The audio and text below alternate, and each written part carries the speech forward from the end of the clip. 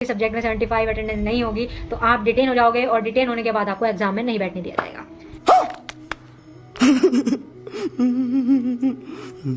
तो हाँ भाई, सही सुना आपने कि आपको एग्जाम में नहीं बैठने देते, पेपर बिल्कुल नहीं देने देते, आपको डिटेन कर दिया जाए।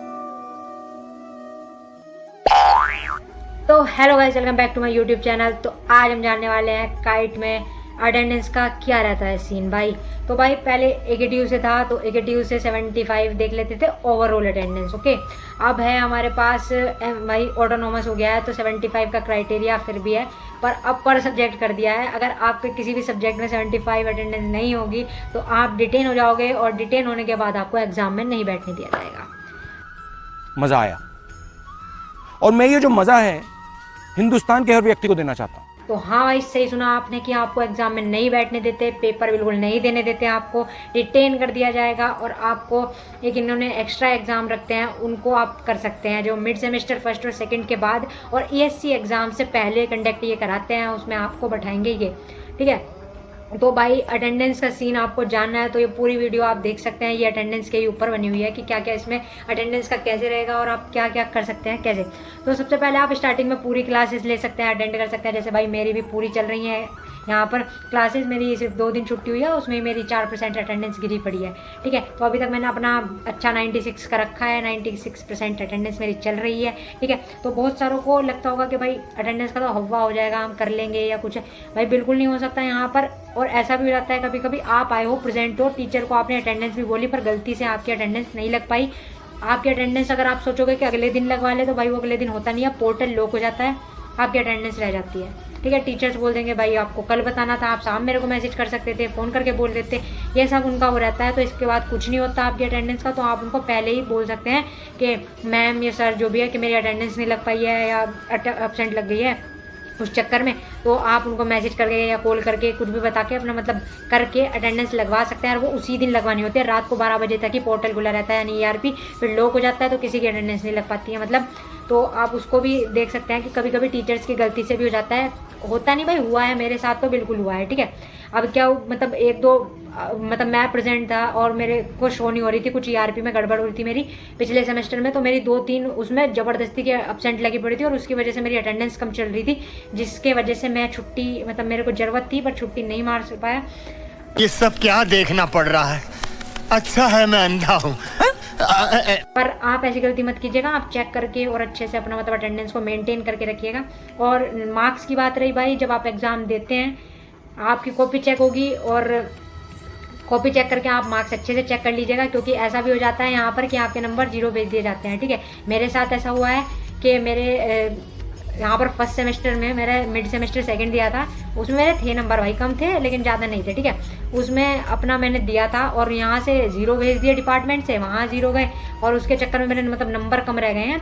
तो आप भी मतलब ध्यान से वो करिएगा, क्योंकि यहाँ पर नंबर ऐसे सीन हो जाता है कभी कभी और फिर टीचर्स तो बोल देते हैं कि हमारी गलती नहीं है ये वो, तो भाई मतलब कुछ हो भी नहीं पाता, ठीक है। तो आप इस चीज़ का भी ध्यान रख सकते हैं। और अटेंडेंस के बारे में आपको पूरा विस्तार में हमें यहाँ पे एक PDF मिली हुई है, आप उससे जान सकते हैं, ठीक है। तो अभी आपको PDF हम जैसे दिखाएंगे, आप उसे पढ़ के पूरा अच्छे से देखिएगा। किसी को चाहिए होगी तो मेरे को बता दीजिएगा, वो PDF ऐसे आपको मिल जाएगी अटेंडेंस वाली, जब आप रजिस्ट्रेशन कराएंगे आपसे कॉलेज में ऑफलाइन वाला, तभी आपकी मेल पे भी आ जाती है, ठीक है। तो चलिए PDF देखते हैं हम। तो यहाँ पर आप देख सकते हैं attendance policy for student autonomous system के यहाँ पर बात हो जा रही है, ठीक है। तो अटेंडेंस यहाँ पर दे रखा है, जैसे आपको पूरा बता रहे हैं ये क्या क्या लिखा हुआ है, ठीक है। अब आप जैसे देख सकते हैं जर्नल अटेंडेंस रिक्वायरमेंट आपको यहाँ पर लिखा हुआ है, all student are expected to attend 100% schedule theory and library class, ठीक है। अगर आप नहीं करते हैं तो फिर आपकी एब्सेंट हो जाती है भाई, और यहाँ पर डिटेन भी आप हो जाते हैं, मतलब एग्जाम में नहीं बैठ पाएंगे आप।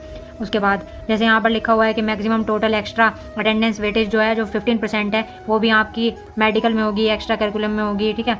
एंड जो है लिखे हुए हैं आप देख ही सकते हैं, eligibility criteria based on attendance examination में मिड सेमेस्टर फर्स्ट में आप 70%, मिड सेमेस्टर 2 में 75 और एंड सेमेस्टर एग्जाम में 75, लैब वगैरह जो होंगी उसमें भी आपकी 75 अटेंडेंस चाहिए होगी, ठीक है।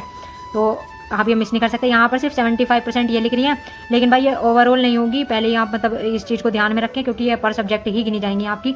इसमें मेंशन है कि नहीं, ये मतलब टीचर्स के लिए मैटर नहीं करता है या आपके लिए भी नहीं करता है, पर आप पूरी ही 75 ओवरऑल सब्जेक्ट ही मान के चलिएगा, यहाँ पर जैसे लिखा हुआ है, ठीक है। अब एक्स्ट्रा होगी 60% अगर आपकी होगी तब आपका मेडिकल सर्टिफिकेट अप्रूव होगा, ठीक है। अब इसके नीचे वाले पेपर पे हम आ जाते हैं मेडिकल केसेस में, ठीक है। 15% अटेंडेंस वेटेज होगी आपकी, और वो भी अगर 60% होगी तब आपकी ऐड होगी। और मेडिकल डॉक्यूमेंट्स में भी आप देख सकते हैं आपको क्या क्या ज़रूरत पड़ सकती है। डॉक्टर्स प्रिस्क्रिप्शन की पड़ेगी, medical certificate, medical report, discharge summary वगैरह सब चीज़ों की आपको जरूरत पड़ेगी भाई। मेरा भी लगा था फर्स्ट सेमेस्टर में, क्योंकि मेरी बहुत ज़्यादा तबीयत खराब थी यहाँ पर आकर, पानी वानी शूट नहीं कर पाया था, तो उसमें मतलब मेडिकल सर्टिफिकेट वगैरह बहुत चीज़ें, और MBBS डॉक्टर का ही मेडिकल सर्टिफिकेट अप्रूव होता है, ठीक है। और अदर मेडिकल केस वगैरह जो है भाई ये ऐसे हो जाएंगे आपको वर्किंग डेज में ही, 3 वर्किंग डेज में आपको सबमिट करना होगा। टीचर्स की पूरी इंस्ट्रक्शन आपको फॉलो करनी होगी। और अटेंडेंस का भाई यही सीन है यहाँ पर। अभी मजा आएगा ना भिड़ो। तो भाई 75% आपको अटेंडेंस मैनेज ही करके चलनी पड़ेगी आपको भाई। छुट्टी लेनी हो कुछ भी हो, भाई आप बीमार हो जाते हो तो मेडिकल सर्टिफिकेट अप्रूवल हो जाएगा आपका, ठीक है। मेडिकल सर्टिफिकेट में MBBS डॉक्टर का आपको मेडिकल सर्टिफिकेट ही लेंगे, और पूरा भाई प्रिस्क्रिप्शन मतलब डिस्चार्ज वगैरह कार्ड, जो भी आपकी दवाइयाँ वगैरह आपने ली होंगी सब वो, ठीक है। और भाई इससे इतना ही मेरे को पता है, इससे ज़्यादा कुछ आपको इन्फॉर्मेशन चाहिए होगी तो आप कमेंट कीजिएगा प्लीज़, कमेंट का आपको रिप्लाई मिलेगा बिल्कुल।